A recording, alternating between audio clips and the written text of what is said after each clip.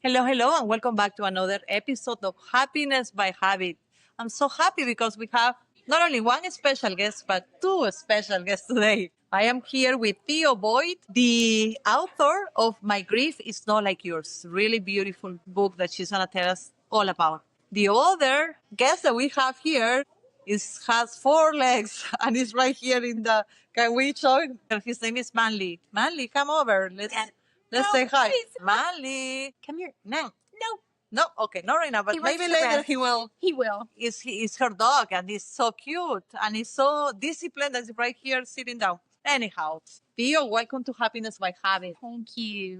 So happy to have you. We spoke earlier, we were talking about your beautiful dog and about your amazing book. Tell us a little bit about your story. Yeah. And how you came about writing a book. I was a high school English teacher in Waxahachie, Texas. Okay. And I taught 10th grade and senior, 10th and 12th grade English and creative writing. And I was home for the summer. It was July of 2009. And I got a phone call that there had been an accident on our family farm. And when I got to the farm, I learned that my dad had accidentally run over my mom with one of the farm tractors. My parents were peanut farmers. And, after that, I took some time off of school. It was starting in August. And I got a substitute teacher and I stayed with my dad and we went to counseling with one of my dear friends and then she died suddenly. And the whole time I'm just journaling and writing, never written a book, but I'd written for newspapers and written short stories and poetry, just like my dad had always done. And a few months after that, I learned my husband had been having an affair, so I had to go through a divorce, which is another type of grief that we experience. And then 3 years after the accident, it was Father's Day morning, June the 19th, 2022. I went to check on Daddy and surprise him with breakfast, and I found he had taken his life. Man. So it's all in this book. All the griefs are in there with the funny stories because Daddy was such a funny man, and with the beautiful love story of my parents. I put it all in one book, and Manly's in here too. Oh, really? He deserves to be. He's such a beautiful piece of your life. And I never went. I did go back to teaching for a short time, but then COVID happened. And so I didn't go back to teaching, and I just focused on this, and I got it done, and I go out and speak about it. And I've written a second book coming out in December called Hope All the Way, and it's kind of a follow-up to this book. And I've just decided to take what I'm passionate about, which now is grieving individuals that are hurting and they feel like they're alone and they don't know what to do, and turning that meaning in my life into purpose by helping them with my words. Oh my God, because Theo, for sure you have suffered or experienced really traumatic experiences. But one thing I do see, and I see it in you and in other amazing people I have interviewed, is that what you do with that traumatic experience, and that's what makes a whole difference. Yes. Bad things can happen to anybody, but what you do with that experience is what makes a difference. And you decided to turn it into something good that can help others grieve. Yes. Let's talk about that. Yeah. It didn't way. I wanted to just write for me. I was just writing because that was what was healing for me. But what I realized when other people would read it and tell me how it helped them, then I realized, hey, this is helping other people. And that was when I was like, wow. And so to write was healing for me, but to know it was helping other people was even more healing. So rewarding, yes. Yeah. Because such a painful experience, and a lot of people are really devastated and don't know how to manage that grief. No, they don't. And in America especially, really, I recently had a research study completed with the Center of Generational Kinetics here in Austin, Texas. And that's going to be a lot of that's in my second book. Okay. And on the website, if you go to pre-order the second book, you can download the research study. It'll be ready in about 2 weeks. We're working on the website. But that research study proves that we are in a grief crisis in America. And I already knew this, but to have the research right there to say it for real, like this is like you feel like something's wrong with you, but you go to the doctor and they tell you.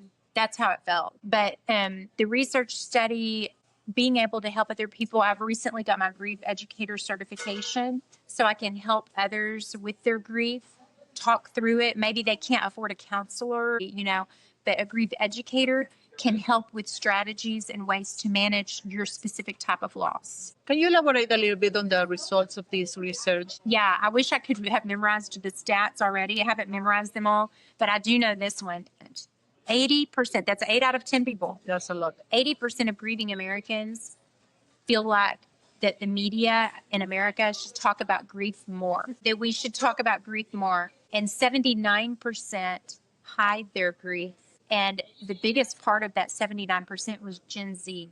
And that's our 21 to 27-year-olds. And how scary is that? Because they're going to have kids. And then how are their kids going to manage if they're not even managing? So we're just kind of snowballing this grief crisis. And I feel that age group is also being affected a lot for the availability to devices and media, where they are kind of expecting a validation from the Yeah. social network Yes. in order to be valued, instead of looking for that validation within themselves. Right. That's very, very critical. It's right? all, I firmly believe that the phones and the social media, they do play a good role. You know, they're a good resource. Like I've got an app right now that I go to for calming, and I have an app coming out in December. Oh, really? Yes, I have an app coming out that's going to help people. And I would say the name of that is going to be My Grief, but I don't think it is. It's a Think Theo app. Think Theo is my brand.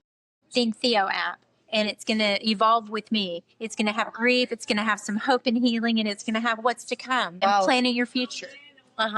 So there's just a lot that's caused our Gen Zers to be this way and just be quiet in their grief. And it's not to say that they're not grieving in a proper way, but if they're not getting counseling or talking to somebody that's helping them manage their grief and they're being silent, that creates, it's kind of like festering.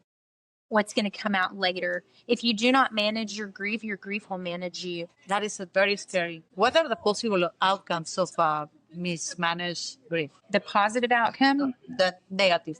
Negative. Oh, yes. Well, I did a little bit research a couple of days, and then I realized this is not what I do. I need to write books. But I researched the shooters in America that have committed the mass shootings, and almost every one of them had loss in their life. Maybe not a actual loss of a person, maybe a loss of their job, a loss of their mobility, and that was never managed. So then they went out and hurt people. And that's what I'm afraid that we're looking at. Because they were hurt. Exactly. So if we would look at what's causing those people to do those things and start to maybe take care of that even in school, like to offer some types of management classes in school to help kids know how to manage and talk about things, and maybe communication classes, I think that could really help us in the future. Absolutely. I think also there is such a thing like a mask that a lot of people wear when talking about their feelings. So it's like a automatic answer when somebody asks you, how are you doing? I'm okay. But even though they might not be okay, and it's okay not to be okay. Exactly. And it's okay, and it's very important to ask for help when needed. Yeah, but people are just so scared to do that because we live in a society that doesn't really glorify that. And I just want people to know that you're not alone. It's okay. You're not going crazy.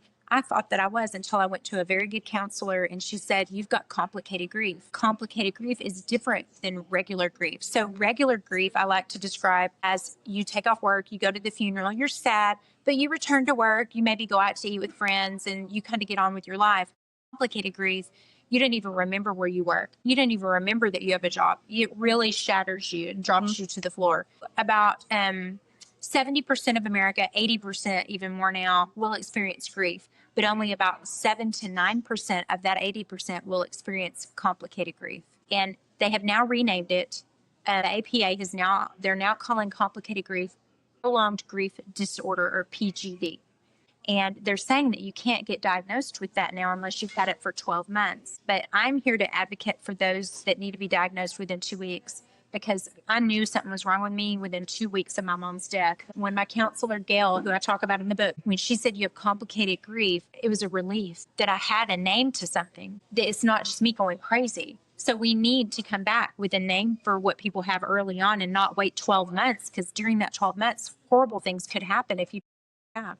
And speaking of that, I think that's very important, because in order to solve a problem, you need to identify it. Yes. And a lot of people struggle with that. They want to pretend everything is good, but especially men, I would say, no. Yeah. Like, because it's so hard for a man to identify if I have a problem or there is something going on. Yeah. Women, maybe we are more open to those situations. Yes. But in a society where men are not open to talk about their problems or to identify even to... Which is why I did the research study. As a school teacher, I would always tell my students, you have to really research it. Let's research it. And then you can write about it and you can figure out a plan. But what are we doing in America? We're not doing that. We're trying to treat everything. And I'm not saying that certain drugs are not helpful in certain times of your life. I'm saying that maybe drugs are not the 100% answer. We need to really go back to what's causing this and how can we help? How can we help? That's why I did the research study, because I wanted to know the facts of what we're looking at.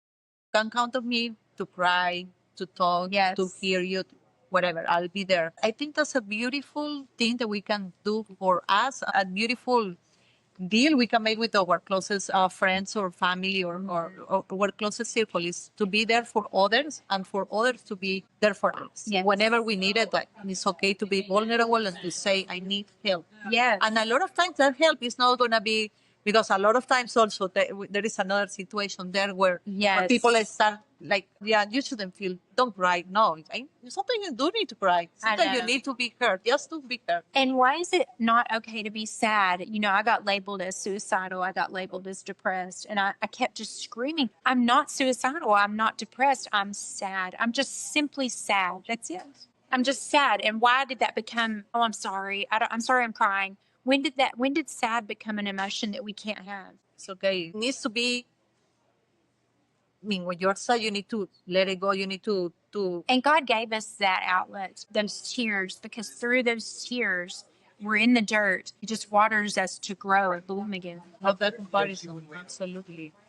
So it is okay to cry. It is okay to ask for help. Yes. And it's very crucial that we help others. And by help, let's talk about what kind of help would you need in that situation. First of all, they need somebody to talk to. They need a friend. Be that friend. If you can, please be that friend. And you don't need to talk. You need to let them talk. And if they don't want to talk, you just need to sit in silence. Zip it. Just be present. The most memorable moments for me early in my grief were when I just had people sit with me. They don't have to talk. We just sit. And if I want to talk about it, I'll talk. But if I didn't, they would just let me. If I want to go lay down, they'd let me. But I don't want people to come in, and don't do this, people. If you've got somebody grieving, don't go in and offer a comparison. Don't go in and give them, well, they would want you to be happy. Nope. Just zip it. The hardest thing to do for most people is to zip it.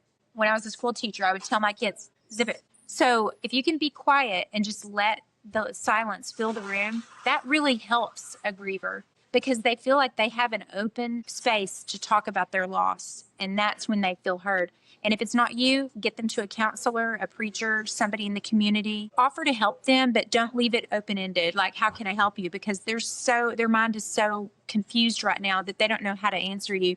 But say things like, can I mow your grass? Can I get your groceries? Can I bring you some coffee tomorrow morning? Mm-hmm. Be very specific in your requests. And the last thing is to give them grace. Give them grace in grief. If they can't make the party that you invited them to, don't be upset with them. You've got to give them some grace and give yourself some grace if you're a caretaker as well. I love that. Absolutely, absolutely. I feel like I can speak with you about this for hours. Oh, I could. I'm sure our audience is going to be very happy to continue learning about this. So because of this grief, you put it into words and wrote this book. Yes. Is there anything else you're doing with the community? Are you building a community? Yes, I have. And I have, of course, I don't have the cover with me, but I have this book coming out December the 2nd. It's called Hope All the Way. And it is all the signs that my mom, my dad, and God have sent me since the grief began. So I want people to read that, because if you open your eyes to the signs around you, God has a plan for you in your pain.